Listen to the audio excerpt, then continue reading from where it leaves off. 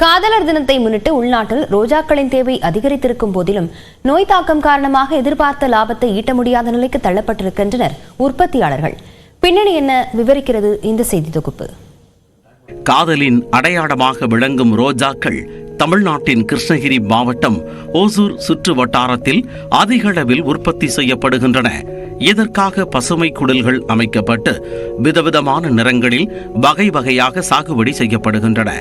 குறிப்பாக Taj Mahal, நோப்ளாஸ், gold strike, சவரன், அவலஞ்சர், vernier உள்ளிட்ட 22 வகையான மலர்கள் இந்த சுற்று வட்டாரத்தில் அதிகம் சாகுபடி செய்யப்படுகின்றன.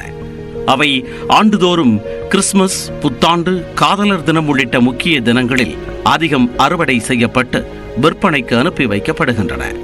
ஓசூர் ரோஜாக்கள் என்றால் வெளிநாடுகளில் தனி மதிப்பு உண்டு என்ற நிலையில் பயணச் செலவு, வரி உள்ளிட்ட காரணங்களால் தற்போது ஏற்றுமதி குறைந்து விட்டதாக கூறப்படுகிறது.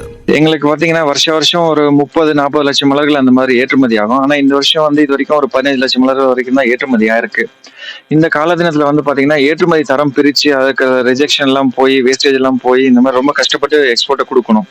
அந்த மாதிரி கொடுக்கும்போது எங்களுக்கு கிடைக்கிற பிரைஸுக்கு உள்ளூர் சந்தையிலே அதே விலை ஒரு 5-10% வேரியேஷன்ல உள்ளூர் சந்தையில கிடைக்கிறதுனால எங்க விவசாயிகளுக்கு பெரிய அளவு ஏற்றுமதி இன்ட்ரெஸ்ட் காட்டாம உள்ளூர் சந்தையில கொடுத்துட்டு இருக்காங்க.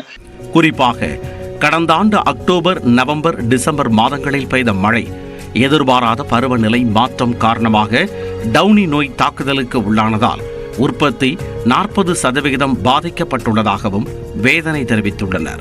இந்த கிளைமேட் ரொம்ப அதிகமாக சேஞ்சஸ் இருந்ததுனால இந்த மலர்கள் ப்ரொடக்ஷன் 40% உற்பத்தி குறைஞ்சிச்சு. ஏன்னு கேட்டிங்கன்னா லாஸ்ட் நவம்பர், டிசம்பர் இந்த புயல் தாக்கம் கிருஷ்ணகிரி மாவட்டத்தில் இருந்ததுனால இதுவரையும் பனி 9-10 மணி வரை இதுவரையும் பனி வந்துகிட்டே இருக்கு. ஓசூரில் உள்ள மலர் ஏற்றுமதி மற்றும் ஏல மையம் முழுவீச்சில் செயல்படாத காரணத்தால் அதிகம் பாதிக்கப்படுவதாக கூறும் உற்பத்தியாளர்கள் அவற்றை செயல்பாட்டுக்கு கொண்டு வர நடவடிக்கை எடுக்க வேண்டும் என்று அரசுக்கு கோரிக்கை வைத்துள்ளனர்.